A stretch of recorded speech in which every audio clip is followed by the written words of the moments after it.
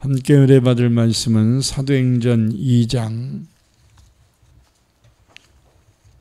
43절에서 47절입니다.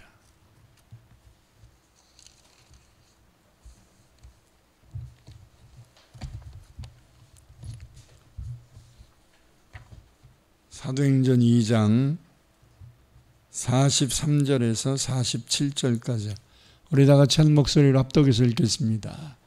사람마다 두려워하는데 사로들로 말미암아 기사와 표적이 많이 나타나니 믿는 사람이 다 함께 있어 모든 물건을 서로 통용하고 또 재산과 소유를 팔아 각 사람의 필요를 따라 나눠주며 날마다 마음을 같이하여 성전에 모이기를 힘쓰고 집에서 떡을 떼며 기쁨과 순전한 마음으로 음식을 먹고 하나님을 찬미하며 또 온 백성에게 칭송을 받으니 주께서 구원받는 사람을 날마다 더하게 하시니라. 아멘. 또 하나님께 특별 찬양 드리겠습니다.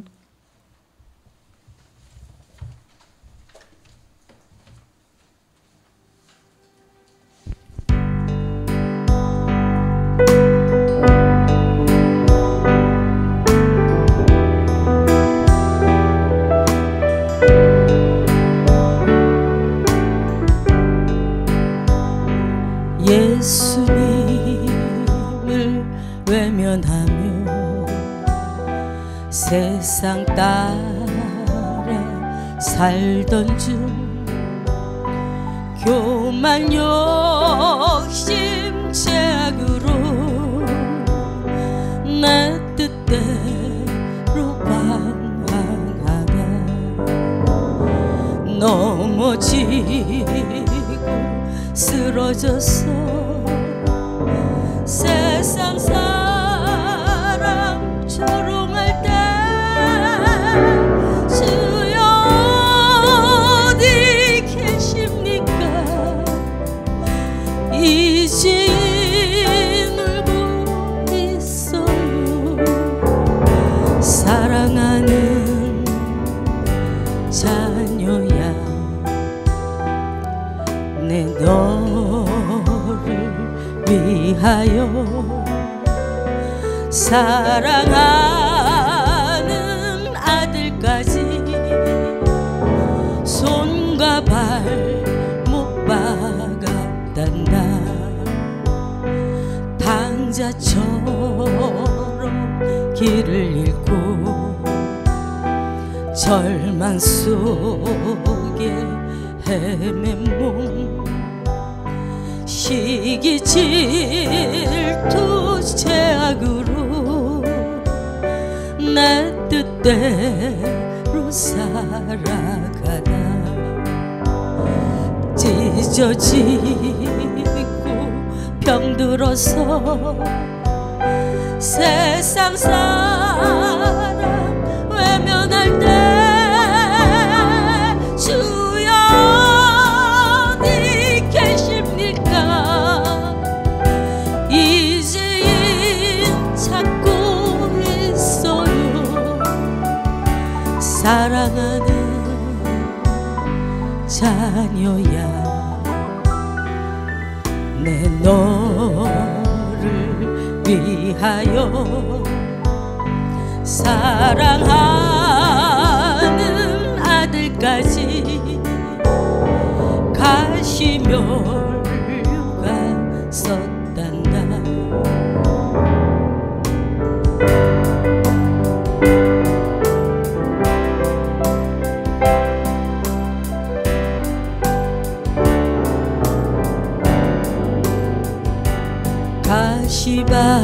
가시밭길 죄악길에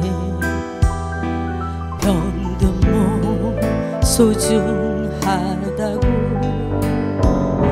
세상 부귀 쫓아가다 나의 영혼 썩어가네 만신창이 모습으로 주님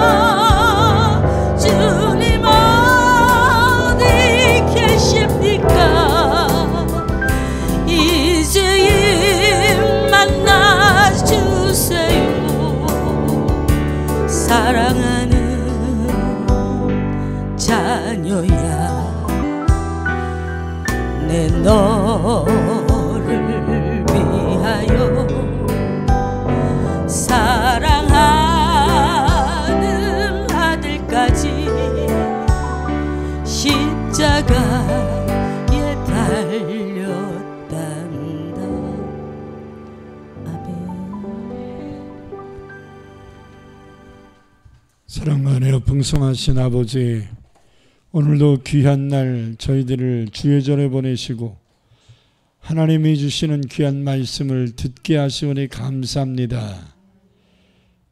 이 시대는 물이 없어 가람이 아니고 하나님의 생명의 말씀이 없어 영적인 가람에 빠져 있습니다. 하나님 말씀을 몰라서 문제가 아니라 알고 있는 말씀을 삶으로 옮기지 못하는 것이 문제고, 우리의 마음은 주님 앞에 있고자 원하지만 세상은 우리의 마음을 뺏어가고 있는 실정입니다. 그러나 우리가 온 마음과 정성을 오늘도 주님께 드리오니 주께 주시는 말씀을 마음에 담아 사울왕처럼 말씀을 마음에 담지 못한 어리석은 자 되지 말고 다윗처럼 주의 말씀을 가슴에 담아 일생 동안 그 말씀대로 살아갈 수 있는 우리 모두가 되게 하옵소서. 오늘 특별히 성령 충만에 대한 말씀 듣기를 원합니다. 우리가 영이 다시 한번 새 힘을 얻고 성령으로 충만함을 얻는 복된 시간 되게 하옵소서. 예수님 이름으로 간절히 기도합니다. 아멘. 10월달은 성령 충만의 달입니다. 그래서 지난 3주 동안 우리는 사도행전 2장을 통해서 예루살렘 교회에 임하였던 성령 충만의 은혜에 대하여 말씀을 배웠는데요. 하나님께서 왜 성령 충만한 은혜를 주시려고 했는가라고 하는 성령 충만의 성경적 의미와, 그리고 또 왜 성령 충만을 우리가 받아야만 하는가라고 하는 목적, 그리고 성령 충만 은혜를 받으려면 어떻게 해야 되는가라고 하는 주제를 가지고 말씀을 전하였습니다. 오늘은 결과를 말씀드리려고 합니다. 성령 충만을 받으면 어떤 결과, 어떤 열매가 있어야 하는가.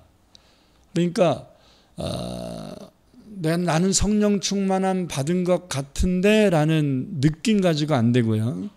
성령 충만함을 받았다면 이러한 결과, 이런 열매가 우리의 삶 속에, 우리의 현실 속에 임해야 된다 이 말이에요. 할렐루야. 크게 6가지 열매와 결과들이 있는데요.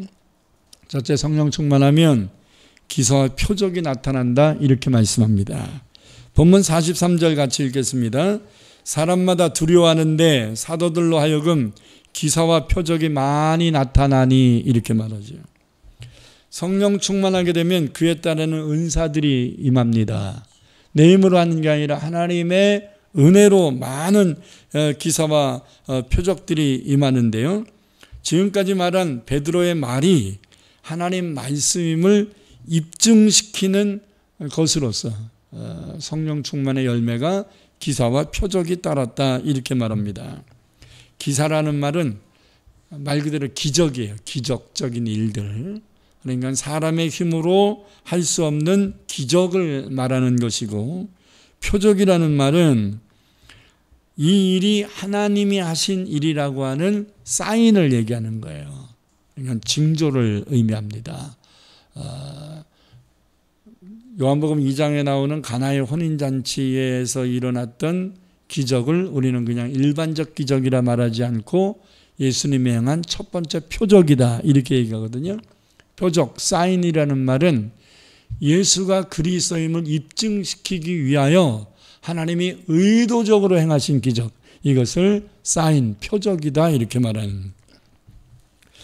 우리가 사도행전을 읽거나 또 성령 충만한 사람들을 통해서 볼 때 하나님의 살아계심이 입증되는 거예요. 여러 가지 기적과 표적을 통하여 하나님이 존재하시고 하나님이 우리와 함께 하시고 하나님의 성령이 우리 눈에 보이지 않지만 우리와 일하고 계시는 것을 입증시키는, 이것이 바로 기사와 표적이다 이렇게 표현하는 것입니다.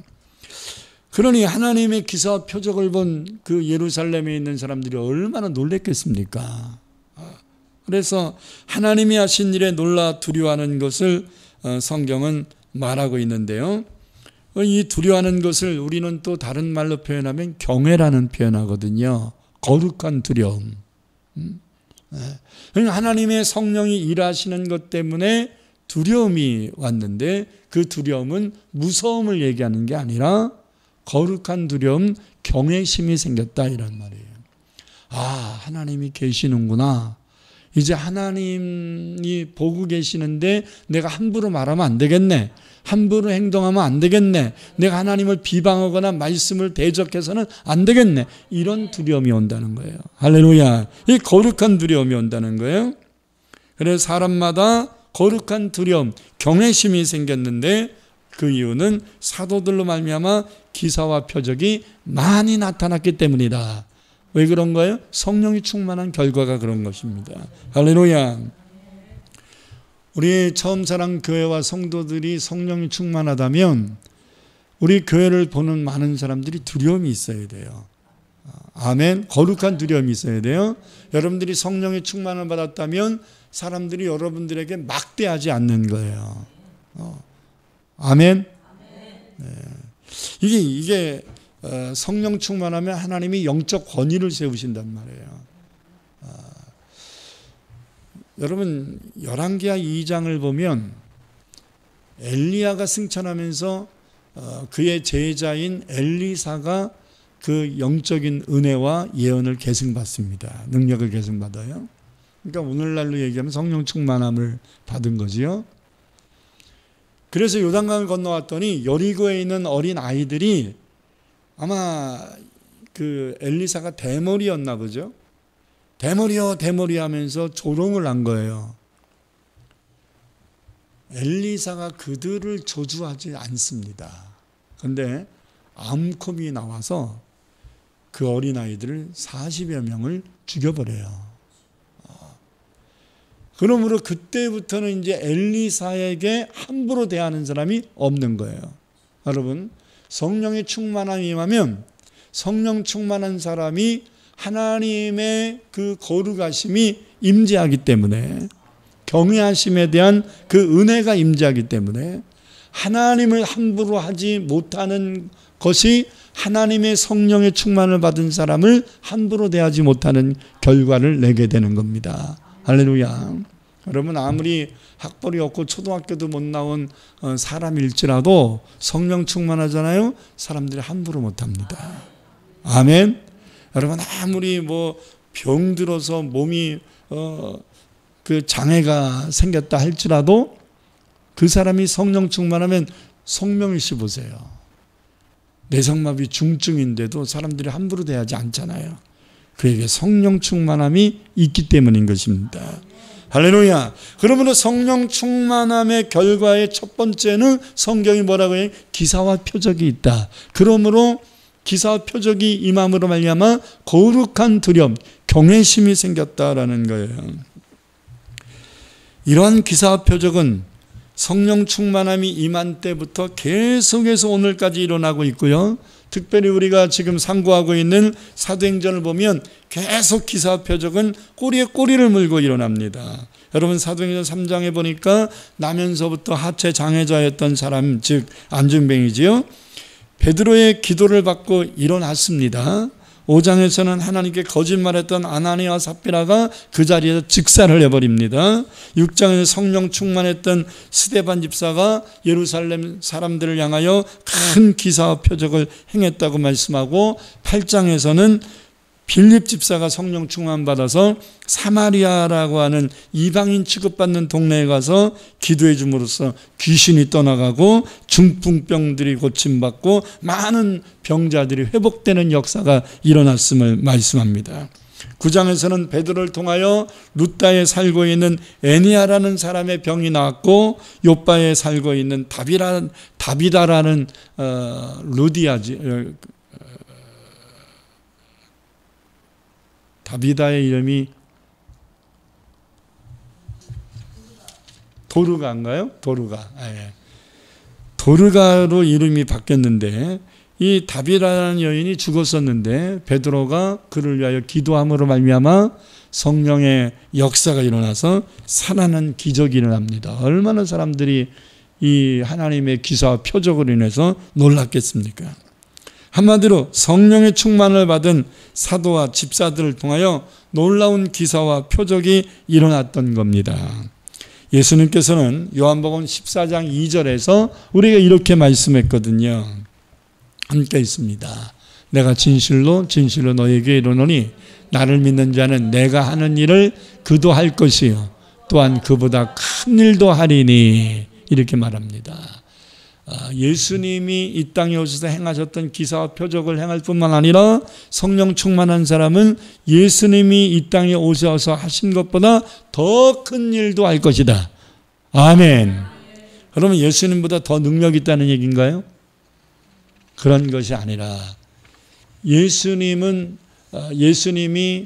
육신을 입고 유대 땅에 한정되어 있는 갈릴리와 유대 땅만 왔다 갔다 하시면서 기사와 표적을 행하셨는데 이제는 성령 충만한 성도들을 통하여 이제는 시공간을 초월하는 놀라운 역사들이 곳곳마다 일어나고 예수님이 이 땅에서 행하지 않으셨던 기사와 표적도 우리를 통하여 이루어 주시겠다는 약속인 것입니다. 아멘.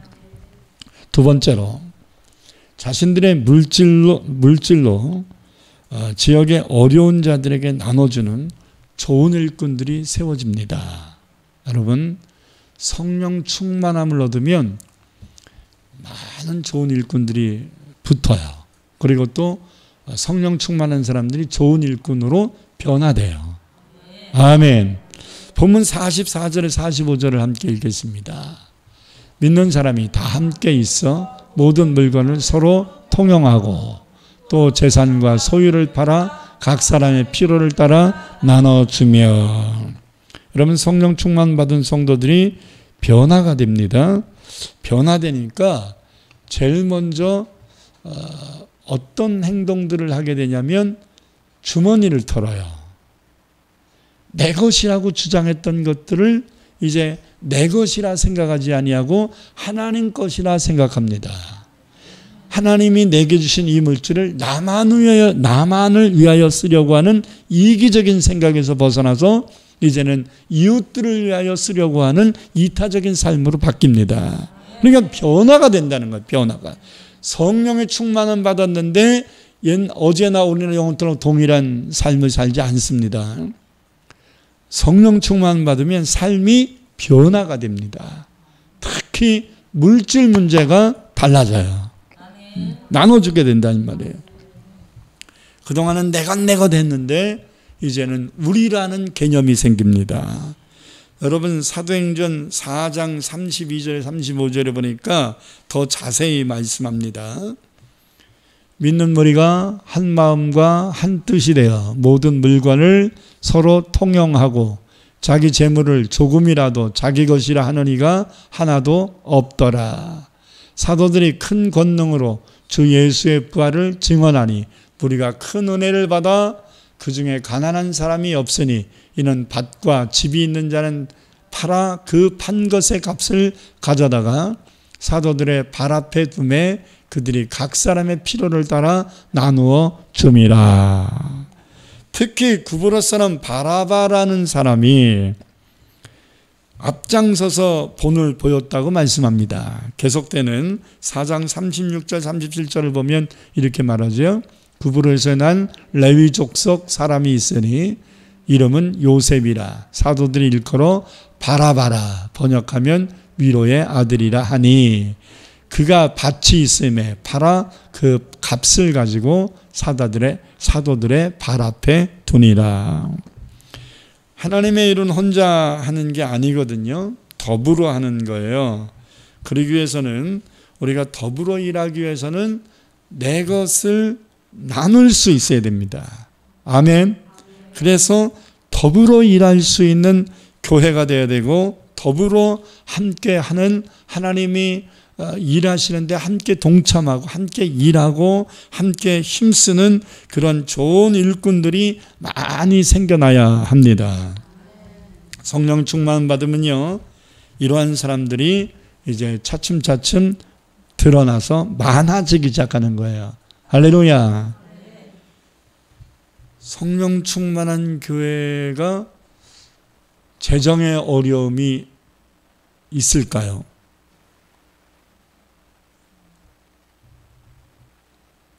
적은 교회라도 성령이 충만하면 교회 재정에 어려움이 없습니다.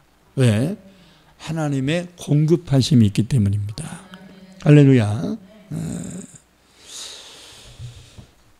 예루살렘의 교회가 성령의 충만함을 받아 스스로 자신의 재산을 하나님께 드립니다. 그래서 어려운 사람들을 돕습니다. 한국교회는 하나님께 은혜 받은 사람들이 헌신한 것을 그냥 막 성전 건축에 막 너무 그 외형적인 것에 치중을 했단 말이에요. 이제 건축에서 키울 것이 없다 생각하면 이제 땅 같은 거를 사고, 그래서 요즘 큰 교회 목사님들이 교회의 그 땅이나 재산 이런 것들을 너무 많이 사놓은 것 때문에 사회적 무리가 되지 않습니까? 나눔이 있어야 됩니다. 할렐루야. 항상 기억해야 돼요. 물과 돈은 고이면 썩습니다. 하나님께 드려진 물질은 쌓아놓으면 안 돼요. 하나님이 기뻐하는 일을 해야 합니다. 영혼 살리는 일에 전심전력해야 됩니다. 할렐루야. 그래서 예루살렘 성도들은 자기들의 필요 외의 것들이 있으면 다 이웃들을 하나님의 영광을 위하여 쓰고 드리고 했던 거예요. 그러니까 예루살렘에 많은 가난하고 어려웠던 사람들이 예루살렘 교회에 등록을 하면서 다 살만해지게 된 겁니다. 생활의 어려움, 궁핍함에서 벗어나게 된 거예요. 이 또한 성령의 충만을 받은 결과인 것입니다. 저 여러분들도 성령 충만함 받아서 이제 하나님이 우리에게 주시는 영권, 인권, 물권을 받아서 나눠주고 꾸어주고 베풀고 선교하고 구제할 수 있는 좋은 성도를 되시기를 축복합니다. 좋은 사람이라는 말의 반대말은 나쁜 사람이잖아요. 나쁜 사람. 한번 쫓아합시다. 나쁜 사람. 이 나쁜 사람이 뭐가 나쁜 사람이지? 사전을 찾아봤더니 나뿐인 사람, 나밖에 모르는 사람의 준말이 나쁜 사람이에요.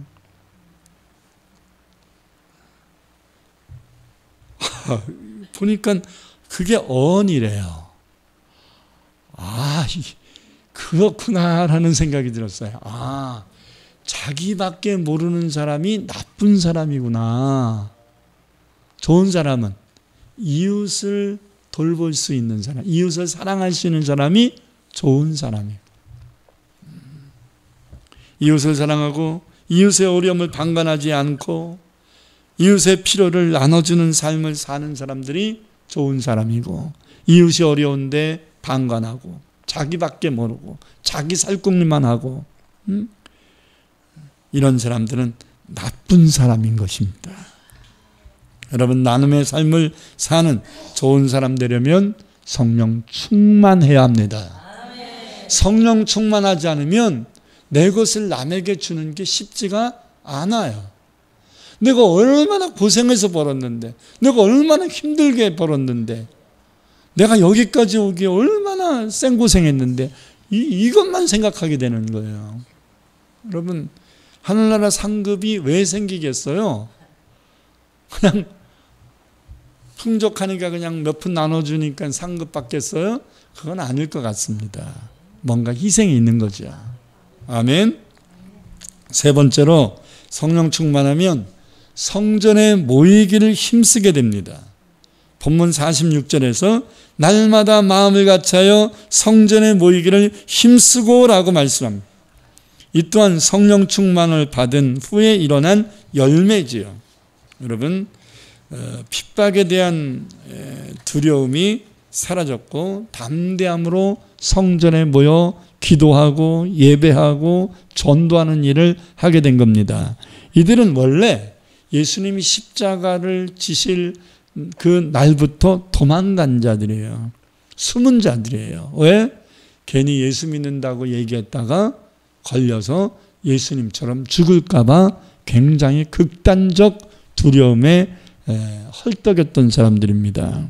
근데 이들이 성령 충만 받으니까 이제는 죽음이 두렵지 않아진 거예요. 죽음을 초월한 거예요. 그래서 어떤 면에서 보면 성령 충만함을 받기 전의 믿음과 성령 충만함을 받은 후의 믿음의 가장 큰 차이가 뭐냐면 구원의 확신이라고 봅니다. 예수는 믿고 영접했는데 성령 충만하지 않으면 자꾸 세상과 환경과 사람을 보고 시험 들게 되고 자꾸 환경에 연연하게 되거든요. 근데 성령 충만하면 죽으면 천국 간다는 단순 진리를 갖게 돼요. 그렇기 때문에 죽음도 두렵지 않고 이거 물질 요거밖에 안 남았는데 이거 다 써버리면 난 뭐 먹고 살지? 이런 걱정하지 않아요. 하나님의 공급하심을 알기 때문에. 다시 말해서 환경의 두려움, 죽음의 두려움, 이런 것들, 사람에 대한 두려움, 이게 없는 거예요. 아멘. 어떤 사람은 예수 믿는데도 마귀를 그렇게 두려워해요. 여러분, 마귀는 두려움의 존재가 아니에요. 도리어 마귀가 성령 충만한 우리를 두려워할 겁니다. 할렐루야. 여러분, 그렇기 때문에 죽음만 두렵지 않고 핍박도 두렵지 않았습니다. 환난도 두렵지 않았습니다. 이들은 이 두려움을 다 벗어던져버리고 붙잡히면 죽을 수도 있는 성전에 모이기 시작합니다. 그래서 성전에 모여서 몰래 기도하는 게 아니라 통성으로 기도합니다. 여러분, 다니엘이 왜 죽음의 사자굴 속에 들어간다는 걸 알면서도 아주 공개적으로 창문 열고 기도하겠어요? 한마디로 죽어도 상관없다는 얘기잖아요. 하나님께 예배하다가 하나님께 기도하다가 사자굴에 들어가서 죽어도 상관없다는 거예요. 죽으면 어디 가니까? 하늘나라 가잖아요. 아멘. 이런 담대함은 어디서 오는 거냐? 성령 충만함을 받는 결과다, 이 말이에요. 다 같이 사도행전 4장 18절에 21절 읽겠습니다. 그들을 불러 경고하여 도무지 예수의 이름으로 말하지도 말고 가르치지도 말라 하니 베드로와 요한이 대답하여 이르되 하나님 앞에서 너희의 말을 듣는 것이 하나님의 말씀을 듣는 것보다 옳은가 판단하라. 우리는 보고 들은 것을 말하지 아니할 수 없다 하니 관라들이 백성들 때문에 그들을 어떻게 처벌할지 방법을 찾지 못하고 다시 위협하여 놓아주었으니 이는 모든 사람이 그 된 일을 보고 하나님께 영광을 돌림이라. 핍박을 하는 사람들이 성령 충만함을 받은 사람들을 이길 수가 없었던 거예요. 모 교회에서 붕회가 열렸어요. 근데 시간마다 꽤 멀리서 살고 있는 연세 드신 권사님 한 분이 빠짐없이 참석을 하는 걸 보고 이 강사 목사님이 좀 감동을 받았어요. 저 90이 다 된 노인네가 가까운 거리도 아니고 먼 곳에 저렇게 은혜를 삼아서 저렇게 빠짐없이 오시나. 그래서 이제 물었습니다. 권사님, 집에서 교회 오는 거리가 상당히 먼 것 같은데 어떻게 매 시간 이렇게 빠짐없이 참여하십니까? 힘들지 않으세요? 이랬어요. 그랬더니 그 권사님의 대답은 이러했답니다. 목사님, 저는 지금까지 집에서 교회를 오기가 멀다고 느낀 적이 한 번도 없습니다. 다만 예배를 마치고 집에 가는 것이 좀 멉니다. 그 얘기가 아닌가 했더니 뉘앙스가 완전히 달라요. 집보다 교회가 좋다는 얘기예요. 여러분, 자기가 좋은 곳을 가려면 빨리 가고 싶은데 덜 좋은 곳을 가려면 힘든 거 따져야 다. 그죠? 여러분들이 오늘 하나님 앞에 예배드리 오는 것이 막 기다려지고 사모했으면 교회 오는 것이 멀게 느껴지지 않았을 거예요. 도리어 집에 가는 것이 한 짐일지도 몰라요. 거꾸로 되지 않기를 바랍니다. 집에서 교회 오는 거는 멀게 느껴지고 집에서 교회 가는 거는 빨리 가고 싶고 이건 은혜 떨어진 사람의 전형적인 행동입니다. 여러분들은 성령 충만하면 교회 모이는 것이 즐겁고 행복하고 모이는 것을 힘쓰게 될 것입니다. 네 번째로 성령 충만을 받으면 입술에 찬송이 넘친다는 거예요. 입술이 바뀐단 말이에요. 본문 47절 앞부분에 보니까 하나님을 찬미하며 이렇게 말씀합니다. 성령의 충만을 받으면 입술에 나오는 말이 바뀌게 되거든요. 부정적인 말에서 긍정적인 말로, 원망과 불평의 말에서 감사의 말로, 절망적인 말에서 소망적인 말로, 그리고 자신도 모르게 입술에 찬송이 흘러나오게 되어 있습니다. 이게 성령 충만한 사람들은 입술이 바뀌는 거예요. 평상시에 가요를 많이 부르던 사람이 성령 충만해지잖아요. 가요 부르는 게 어색해지고요. 찬송 부르는 게 즐거워져요. 할렐루야. 그래서 자기도 모르게 찬송이 흥얼흥얼 나오는 거예요. 요즘 그 가요 하는 가수들을 뽑는 그 프로그램들이 굉장히 많아졌잖아요. 많은 분들이 자기도 모르게 좋아하는 그 가수들의 그 노래가 막 입에서 나와요. 제가 왜 매주 광고 시간마다 처음 사랑 유튜브로 들어갈 처음 사랑 교회를 치고 오늘 들은 말씀을 꼭 반복해서 들으세요라는 얘기를 하겠어요. 지금 한국교회 성도들이 이 트로트 붐을 비롯해서 가요 붐이 일어나가지고요. TV만 틀으면 계속 그 사람들이 나와요. TV만 틀으면 계속 나와요. 임영웅이라든지 뭐 그냥 뭐 하여튼 이름도 다 기억이 안 나네. 너무나 노래를 잘 아주 뭐 애들로부터 요즘 초등학생 애들도 그렇게 토르토르를 잘하더라고요. 깜짝 놀랍니다.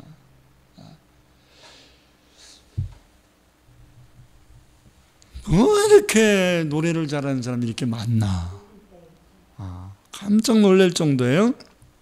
근데 그들이 얼마나 그 트로트 같은 거를 구성지게 이렇게 아주 꺾기 같은 걸 잘하는지 사람들이 자기도 모르게 그들을 흉내내고 있는 거예요.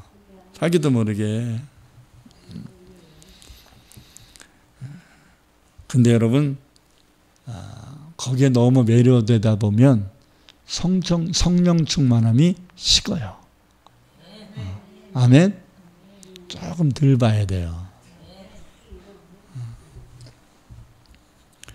요즘 사람들은 아주 트로트에 지금 세뇌다다시피 해요. 여러분 우리가 아직도 입만 열면 세상 가요 나온다면 성령 충만함이 아니라 세속이 충만한 것입니다. 구속함을 얻은 우리 어찌 찬양 안 할까. 할렐루야 찬양하세. 내 모든 죄 사함 받고 주 예수와 동행하니 그 어디나 하늘나라 대산을 넘어 험곡에 가도 빛 가운데로 걸어가면 주께서 항상 지키시기로 약속한 말씀 변치 않네. 하늘의 영광 하늘의 영광 내 마음속에 차고도 넘쳐 할렐루야를 힘차게 불러 영원히 주를 찬양하리. 할렐루야. 우리의 입술에 찬송이 계속 나와야 할 것입니다. 다섯 번째로 우리가 성령에 충만하면 안 믿는 사람들에게 칭찬을 받게 됩니다. 이게 굉장히 중요한 문제거든요. 오늘 본문 47절 중간에 보니까 온 백성에게 칭송을 받으니 라고 말합니다. 칭송이라는 말은 칭찬받는다, 존경받는다 이런 뜻입니다. 우리들이 하나님의 은혜를 받는 것이 우리만의 유익이 돼서는 안 됩니다. 우리가 하나님의 은혜를 받고 하나님의 성령의 충만을 받으면 나와 관련된 사람들이 같이 행복해지고 같이 열려져야 돼요. 할렐루야. 여러분들이 예수 믿으면 여러분의 가정에 구원이 일어나야 되고 여러분들이 성령 충만하면 가정이 행복해져야 됩니다. 할렐루야. 우리가 성령의 충만 받는 것이 우리만의 행복이 아니라 우리와 관련되어 있는 사람들이 같이 행복해질 수 있어야 된다. 그래서 엄마 교회를 갔다 오시더니 뭐가 그렇게 좋으세요? 왜 싱글벙글하세요? 뭔 일 있었어요? 아니 뭔 일은 뭔 일, 예배 드리면 이렇게 좋지. 그렇게만 하세요. 너 교회 안 가면 나 혀 깨물고 죽는다 이러지 말고.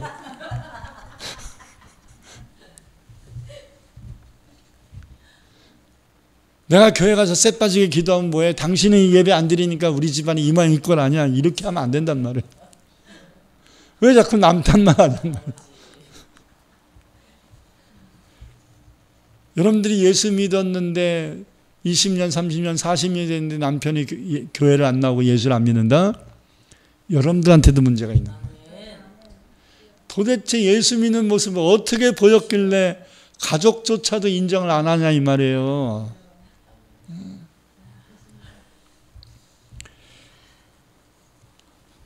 우리 엄마가 교회 다니는 후부터는 우리 가정이 훨씬 행복해졌어요. 이런 말들을 들어야 된다. 할렐루야. 이런 기준으로 보면 여러분 성령 충만한 건가요? 안 한 건가요? 마태복음 5장 15절 16절에서 예수님은 우리에게 말씀하셨습니다. 사람이 등불을 켜서 말 아래에 두지 아니하고 숨겨두지 않는다 이 말이에요. 등경 위에 드러나게 둔다. 그러므로 집안 모든 사람에게 비추느니라. 그 결과가 뭐예요? 이와 같이 너희 빛이 사람 앞에 비치게 하여 너희로 그들로 너희 착한 행실을 보고 하늘에 계신 너희 아버지께 영광을 돌리게 하라. 그들이 누구예요? 아직 은혜 못 받은 자들 얘기하는 거예요. 그들이 누구예요? 가족과 이웃들을 얘기하는 거예요.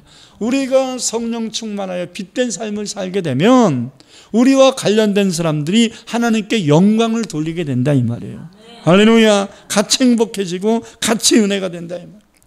우리가 잘 아는 로마서 14장 18절에 그리스도를 섬기는 자는 같이 읽읍시다. 이로써 그리스도를 섬기는 자는 하나님을 기쁘시게 하며 사람에게도 칭찬을 받느니라.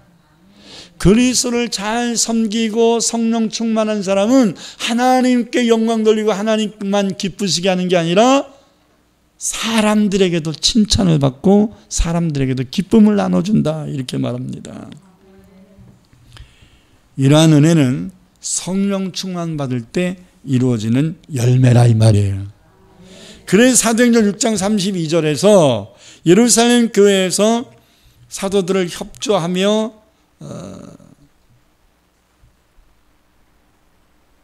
32절이 아니라 3절이네요. 3절. 사도행전 6장 3절에서 예루살렘 교회에서 사도들을 협조하여 동역한 7집사를 택하여 안수하여 세웠는데 그 기준이 3가지가 나오잖아요. 함께 읽습니다. 형제들아 너희 가운데서 첫째 성령이 충만하고 둘째 지혜가 충만하고 셋째 칭찬받는 사람을 7명 택해라 이렇게 얘기해요. 그러니까 초대교회 7집사는 성령이 충만하고 지혜가 충만하고 사람에게 칭찬받는다. 그런 사람을 택해서 일꾼 삼아라 이렇게 얘기했거든요. 근데 사실 성령이 충만한 사람 따로 지혜로운 사람 따로 사람들에게 칭찬받는 사람 따로가 아니라 성령 충만하면 지혜도 충만하고 성령 충만하면 사람들에게도 칭찬받는다는 얘기거든요. 이게 3가지의 조건으로 얘기하지만 이거는 사실은 하나예요. 성령 충만한 사람들한테 드립대 욕먹는다? 아니에요. 핍박받을 수는 있으나 욕먹지는 않아요.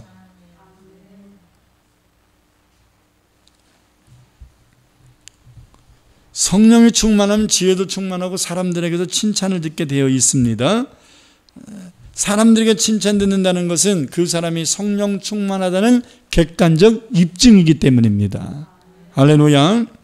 자, 여러분들 이제 성령 충만하면 가족들과의 불협화음도 줄어들 겁니다. 나중에는 불협화음을 하지 않고 이제는 화합하고 하나 될 것입니다. 이게 성령 충만한 결과라고 봐야 돼요. 끝으로 성령 충만하면 교회가 크게 부흥이 됩니다. 47절 끝부분의 말씀을 보면 주께서 구원받는 사람을 날마다 더하여 하시니라. 더하게 하시니라. 베드로가 성령이 충만하니까 하루에도 3,000명이나 회개를 하며 주께로 돌아오는 부흥을 이룹니다. 그리고 이들이 또 회개하고 돌아온 3,000명이 또 성령 충만을 받으니까 사도행전 4장 4절에서 남자 성도만 해도 5,000명이나 되었다 이렇게 얘기합니다. 명수가 중요한 게 아니라 그만큼 부흥을 이룬다는 거예요. 영혼들이 교회에 나오는 것을 어렵게 여기지 않는다는 거예요. 자꾸 오고 싶어 한다는 거예요. 성령이 충만한 교회가 되면 당연히 교회 부흥은 이루어지게 되어 있습니다. 우리 교회가 더 성령 충만해야 됩니다. 할렐루야. 그냥 모이면 웃음이 그냥 가득하고 그냥 기도하면 막 성령이 불이 내리고 막 이래야 돼요. 할렐루야. 병든 사람이 오면 막 치료받고. 아멘. 안진뱅이가 오면 일어나야 됩니다. 할렐루야. 우리 김순례 집사님도 더 건강해지기를 축원합니다. 할렐루야. 그래도 많이 건강해지셨거든요. 많이 건강해지셨어요. 네, 참 그것도 은혜입니다.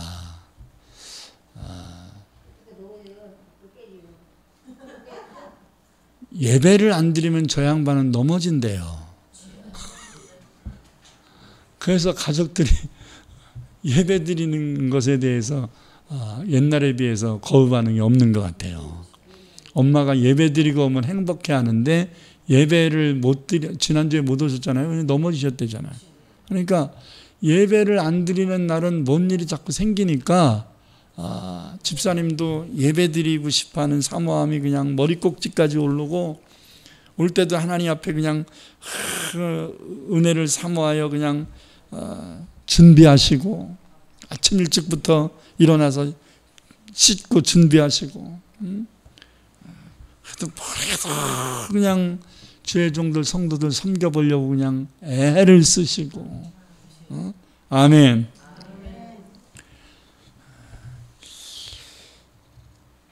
여러분 성령 충만해서 기쁘고 행복해지는데 전도가 안 될 수 있을까? 나는 성령 충만한데 교회가 전도가 안 된다는 것은 말이 안 된다고 생각합니다. 병들이 치료되고 기사와 표적이 일어나는데 교회 안 나오겠어요? 교회에 나오는 성도들이 불행했던 사람들이 행복해지는데 교회 나가고 싶은 마음 충동들이 안 들겠어요? 주변 사람들이 어려운 사람들을 사랑으로 도와주는데 좋은 소문 나는 것이 자명한 사실 아니겠습니까? 교회를 부흥시켜달라고 기도하지 말고 우리가 성령 충만만 받아 전도하기를 기도해야 하고 일해야 합니다. 그게 옳은 겁니다. 그게 당연한 행동 아니겠어요? 할렐루야.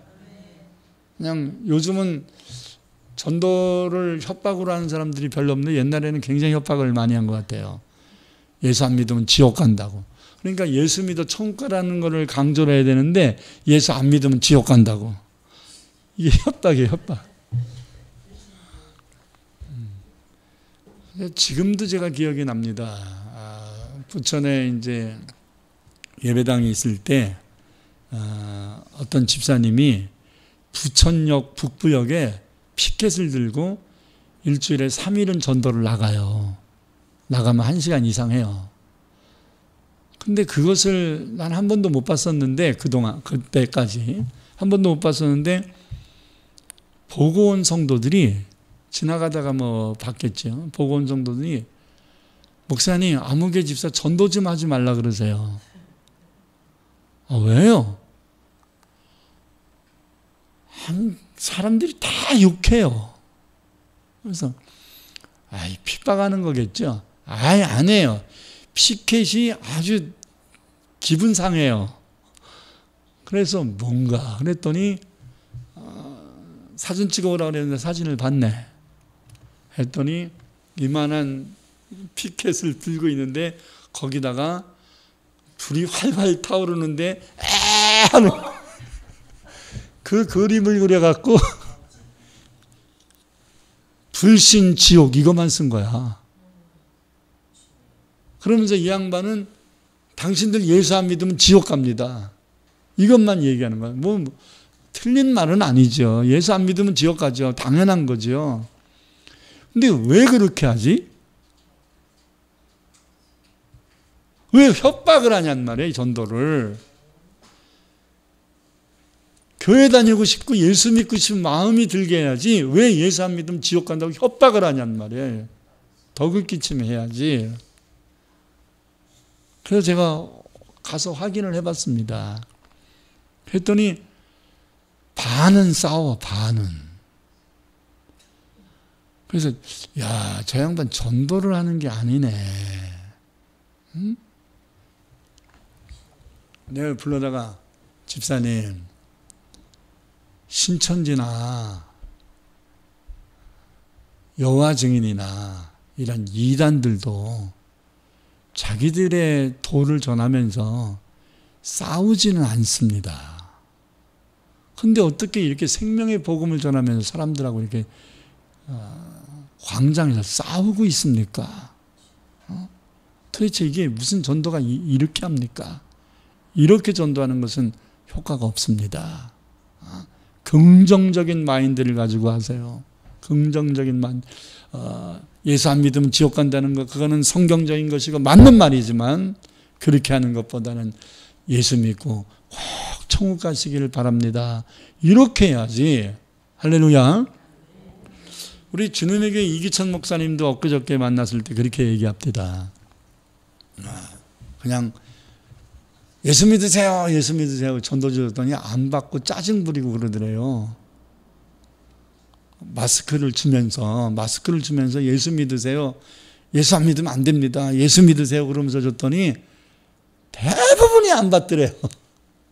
어쩌다가 가물에 콩나듯이 한 명씩 받아가더래요.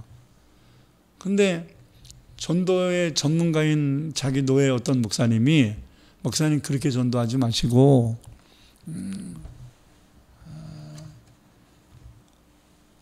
코로나를 이기십시오.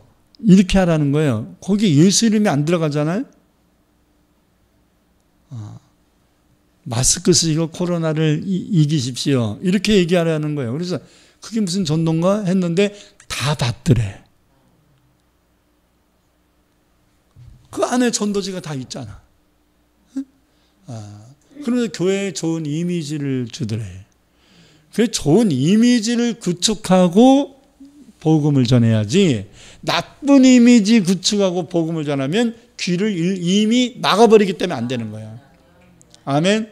덕을 끼치고 전도를 하세요. 여러분 평상시에 그냥 쓰레기를 치우네 안 치우네, 왜 남의 집 앞에서 쓰레기를 놓냐 막 그러면서 맨날 싸우던 사람한테 교회 가실래요? 하면 니 나가서 좀 사람 좀 되라 그러지 않겠어요? 여러분 교회 부흥, 전도, 성령 충만해서 여러분들의 변화된 삶을 보여주면 됩니다. 할렐루야. 그래서 지금 저는 여러분들의 전도하라고 볶질 않는 거예요. 여기 채워야 되지 않냐 이런 말 안 하는 거예요. 우선순위가 뭐니까 내가 먼저 변화돼서, 내가 먼저 성령 충만해서, 내가 먼저 행복해지고, 내가 먼저 천국의 소망을 갖고, 내가 먼저 성령 충만해서 영혼들을 사랑할 수 있는 마음을 갖는다면 그 자체가 더 효과적인 전도가 될 수 있기 때문인 것입니다. 말씀을 마치겠습니다. 여러분, 성령 충만은 말에 있는 게 아니에요. 하나님 나라는 말에 있잖아요. 그 능력에 있습니다. 기사 표적에 따라야 됩니다. 그리고 어려운 자들을 방관하지 말고 돕는 자들이 되어야 합니다. 모이기를 패하는 어리석은 자 되지 말고 모이기를 힘쓰는 자들이 되어야 합니다. 그리고 입술에 찬송이 넘쳐야 성령 충만한 것입니다. 안 믿는 사람들에게 칭찬받아서 복음이 전해져야 됩니다. 할렐루야. 우리 처음 사랑교회가 성령 충만한 교회가 되기를 원하고 여러분들이 성령 충만한 받기를 원하면 이러한 열매가 있어야 합니다. 할렐루야. 기도하겠습니다. 두 손을 가슴에 얹고 하나님, 나도 성령 받은 사람인데 성령은 받았는데 충만하지 않은 것 같습니다.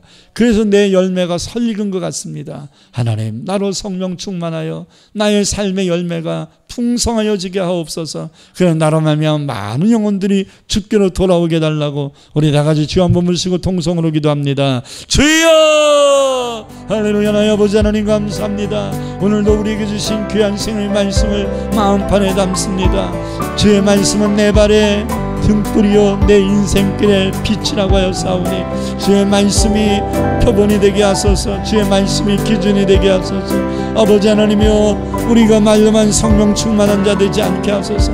내가 성령 충만하면 기사와 표적의 역사들이 일어날 것입니다. 내가 성령 충만하면 하나님 내 것이라 주장하는 나쁜 사람 되지 않고 아버지 내 것을 이웃들에게 나눠줄 수 있는, 베풀 수 있는 아버지 너그러운 사람, 좋은 사람 될 줄 믿습니다. 내가 성령 충만하면 하나님의 이 어떤 어려움이 있어도 하나님의 앞에 예배하기를 기뻐하고 하나님 앞에 모이기를 힘쓰는 자들이 될 것입니다. 하나님의 내가 성령 충만하면 모든 두려움에서 벗어나고 하나님께 영광을 돌리게 될 것입니다. 내가 성령 충만하면 내 입술에 가요가 나오는 게 아니라 찬송이 울려 퍼질 것입니다. 내가 성령 충만하면 나만 행복해지는 게 아니라 내 가정 행복해지고 나와 관련되어 있는 많은 사람들이 더불어 행복해져서 그들이 다 주님 앞에 나와 교회의 부흥을 이룰 수 있습니다. 하나님이여, 내가 과연 성령 받은 자로서, 내가 과연 예수를 믿는 자로서 성령 충만한 자인지